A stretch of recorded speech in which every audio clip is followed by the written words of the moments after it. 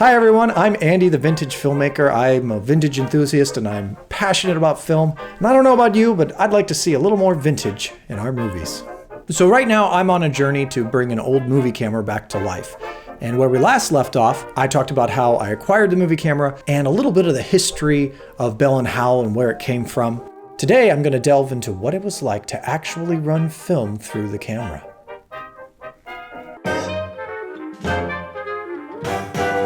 So, how to test this camera? The limitations of my camera meant that just given the nature of being spring wound means that there's no way I can synchronize sound. It just has to do with as that spring is unwinding, it's not precise. And that would be enough to make it out of sync with audio. Right now, the video is perfectly in sync. In perfect unison with my mouth. Singing in the Rain? No? Nobody? Nobody's ever seen Singing in the Rain? Yes, you have. What was I talking about? The limitations of my spring wound camera means I'll never have perfect synchronization with audio, which kind of forces me to think of making my movies in a silent fashion. So that led me to traveling down the road of, well, why don't I try to make a silent film? I think a lot of people's perception of silent film is that it's very old and antiquated and hard to understand and a cheesy pantomime, which is what is almost a stereotype or a misconception of what silent films were. Silent films were not meant to be cheesy.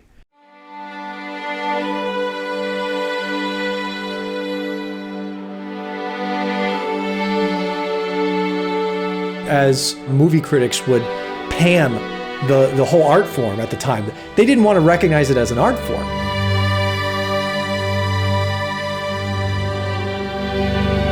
I look at the silent era as an incredibly exciting time. Nobody knew what would work or what wouldn't work with audiences. Everything was the Wild West, so to speak. It was untried, unproven. In their heyday, they did a lot more experimentation and didn't worry as much about production costs. I think famously of Buster Keaton's movie, The General, which Orson Welles calls the greatest movie ever made. And Orson Welles is considered making the greatest movie ever made, which is Citizen Kane. If the guy who made the greatest movie ever made says this other movie is the greatest movie ever made, what's the greatest movie ever made? But yeah, The General, that was in 1926, and the movie cost, it was something like $750,000 or something in 1926. And there was one shot in that movie where it cost $42,000, which is well over $500,000 today. I think that's something like $600,000 today for one shot.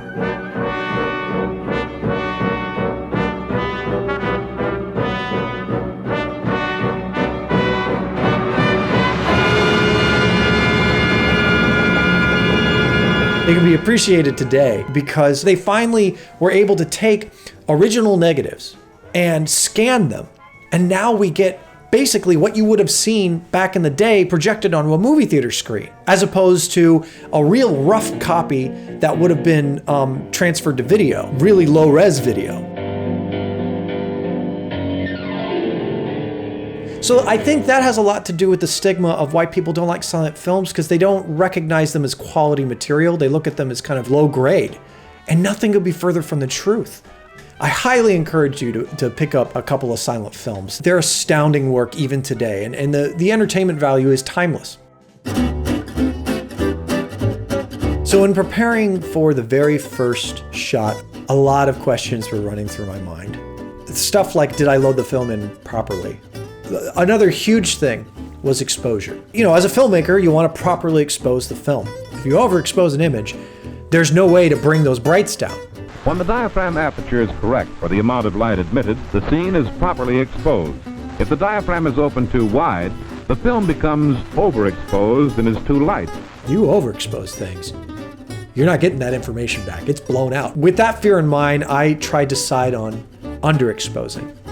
And usually we have video monitors. You can see what it looks like. There's a lot of technical data that we can gather to expose video properly. You don't have any of that with a non-reflex 70-plus-year-old camera.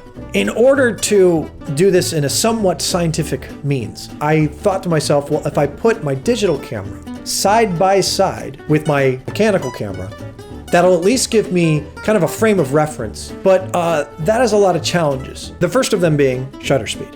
For those of us who take pictures for a living, we all know that we can switch shutter speeds to get a different kind of exposure, especially when we're outdoors. We'll throw the shutter speed way up high.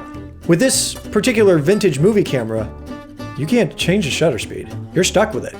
And this is where math became a real problem, and math is not my strong suit. You have to look at exposure index and know your frame rate and the shutter angle and the shutter speed versus what the iris is hoping to and what the exposure would. You do your best, and I just had to trust that I kind of did my homework and that, if nothing else, this was giving me a closer frame of reference. One of the things we take for granted today with cinematography, we're able to achieve a look where the things that you want in focus are in nice, beautiful, crisp focus. When you can't see through your movie camera, you're not completely sure if something's in focus or not. Now, they accomplished this in a couple of different means. I don't need to go into it too much here, but they would eventually have what's called a rack over mechanism. And what the rack over allowed you to do was physically move the camera, but the lens stayed still. And that meant you move the camera out of the way and you'd look through the lens and you would do all your focusing and you go, yep, that's a nice sharp focus. Then you rack the camera back over, and now what's going to the film plane will be in focus, and you rolled. That's how they were able to cite critical focus in the day. By bringing out my own camera and lining up the focal planes of my movie camera and my video camera, kind of using this as a pseudo rack over. Because what I would do specifically is unscrew one of the C-mount lenses and screw it into my video camera and see what it looked like. See if everything was in focus the way it should be at that iris, etc. And then I would unscrew it from there, screw it back in, and I would set it back to that mark. If I was understanding things correctly, there should be no reason why the image should be out of focus.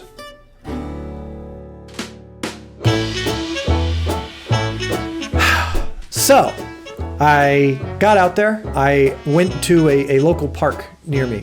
Showed up in my vintage Sunday best. For a test, I just decided to narrow this down to one reel of 100-foot film, so 4 minutes of film.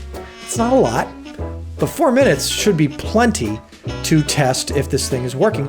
So as I went to film the very first shot, suddenly it dawned on me that this was it. This is permanent. If you run out of film stock, you're done shooting for the day. This is a workflow common to people working in the film format that video people like me just have no concept of. Because with video, as I'm doing now, you can roll forever. Whereas film is extremely finite. It's almost like performing live, like you only get a couple chances, or in some cases, one chance. I got the camera set up, and once I set it up and I had that video camera readout telling me what I think it should say. This is it. This is the moment. I hit that shutter button and I tried to lock it and it wouldn't lock. And I went, Ready? Whoa. Oh gosh. Oh gosh. And immediately through my head, I'm like, did I just rip the film? I just ripped the film? You know, like all these crazy things going on inside your head. I clicked that shutter button down. I put the lock in. It started going. Rolling. And I started walking past the camera. And I did my couple takes.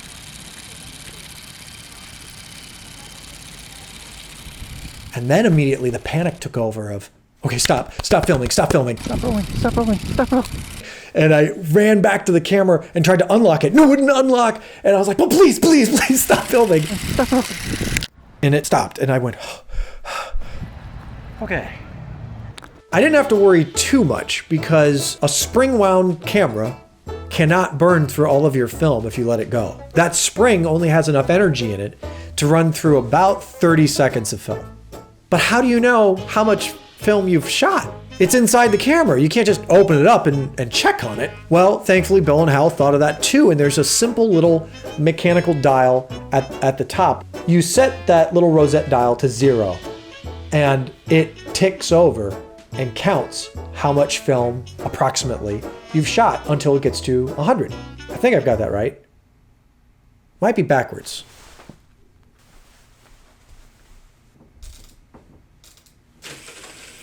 Yes, and it ticks up. Okay. Accuracy. And you don't realize how important a simple little device like that is until you get out there and start shooting some film, and then you go, uh-oh, how much do I have left, you know? The other thing was I would play back the video, and I actually wound up listening to the audio that the camera was recording because it was right next to the film camera. And you could hear the film camera going, and then you would hear,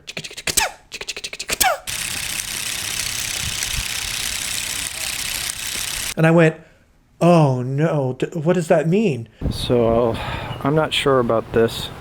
I was so tempted to open up the camera and check to make sure they were still filming there, but you can't do that. You gotta just trust that it's still working. It sounded like it was still running film through it, so I figured I'll just keep going. As I did it, I grew to care a lot about what does this image look like, and does it look like what I'm hoping it looks like? And with every little creak of the camera, I double-guessed myself. It was kind of this constant peaks and valleys of overjoy that here I was making a film. But then these valleys of despair of going, but did I do it right? Because you don't know. I'm giving myself every benefit that I possibly can to see if this movie camera will perform the way I think it should perform. And you just have to rely on that and trust that it's going to be okay. Until I was out of film. All right, I'm done filming here. Now what? Now it came time to take the film out and send it off. And that wasn't as nerve-wracking. It's pretty straightforward. You remove the film from the camera. You put it back in the tin that it came in. They tell you to label the lid, so you write down all the important information. I wrapped the tape around the film can itself. That was it. I shipped it out and said goodbye to it, and it was kind of a burden off my shoulders, knowing there was nothing more I could do except go online and worry myself to death because suddenly I discovered some things. Remember when I was talking about all that shutter nonsense? Shutter speed versus shutter angle versus frame rate, all that to determine exposure? I was under the assumption that my shutter angle for this particular camera, from the only available manual I could find, which was for a later model camera. I later discovered that the 70D that I had from that particular era of 1946 had a more wide open shutter angle. That means all that math, all that effort I put into my digital camera, I was mistaken. It was slightly more overexposed potentially. And I'd like to say, well, that was the only discovery I made while waiting for the film to be developed. It wasn't. With a lot of lenses, I don't want to say with all lenses, but usually it only focuses to infinity and then goes tink, and it can't go past it. It physically can't move past it. But this 1-inch lens could focus past infinity. I didn't realize that until later. And I was playing around with it and went, wait, was I reading it wrong? And then I had another problem. My really wide angle lens, it's what's called a fixed focal, which means you can't change the focus. And as I was kind of working on my previous video, I started noticing that that footage that I shot with the widest angle lens was out of focus. How can it be out of focus? It's a fixed focal distance. That got me all riled up because I went, oh no, what if that lens was somehow, had been disturbed over these years? What if someone had dropped it? I don't know. That means the majority of the footage that I shot on those two lenses, the wide angle lenses, might have been out of focus. And, well, even if they were in focus, it was probably overexposed. The film becomes overexposed. I just felt completely defeated. And in my mind, this was going to be an out of focus, blurry, scratchy, shuddery, juddery mess. And I just thought, this poor camera, I won't be able to definitively know when I get the footage back if it's because of the camera or because of me. And then I got the film back, and it looked like this.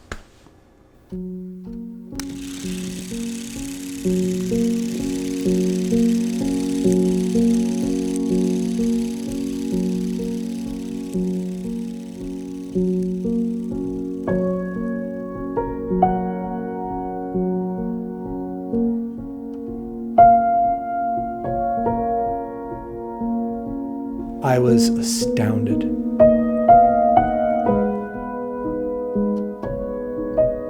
And quite frankly, this will sound weird, I was grateful that this little camera took care of me. In spite of all the many failures that the person using the camera may have introduced to it. A camera that was produced in the 1940s, based on a design from the 1920s, works just fine.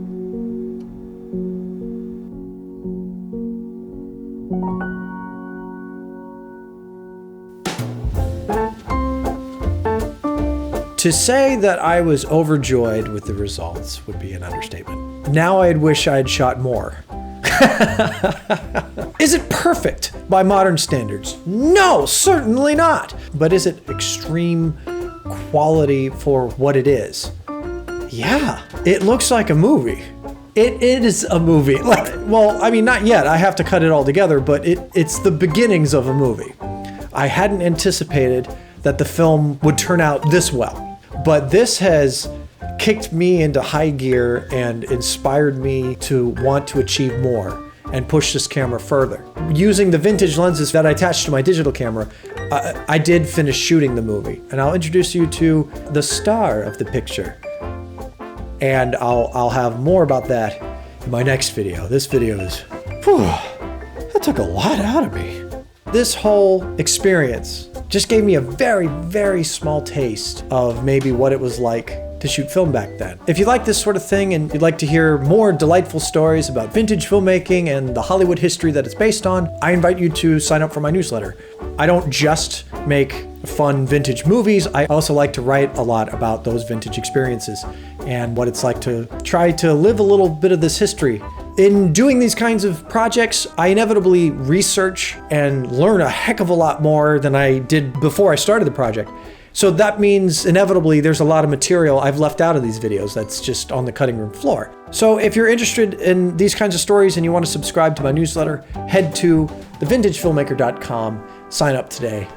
And it's also a chance for me to hear from you. I would love to know what you think of these videos, what you'd like to see next, or indeed make into a movie project. If I can find one person out there that appreciates what I'm doing, thank you. Well, that's going to do it for me, folks. But until next time, here's to seeing a little more vintage in our movies. I'm Andy, the painter, and my memory is like a goldfish. I would be so much better at podcasting. Well, today I'm going to delve into what it's like to today I'm going to do something. Well, in this episode, I'm going to delve into what it was like to run film through a movie camera. 100 years later. Oh no, I lost a button. Where was I? Until next time, let's try to keep a little vintage in our movies. I don't remember what I said last time.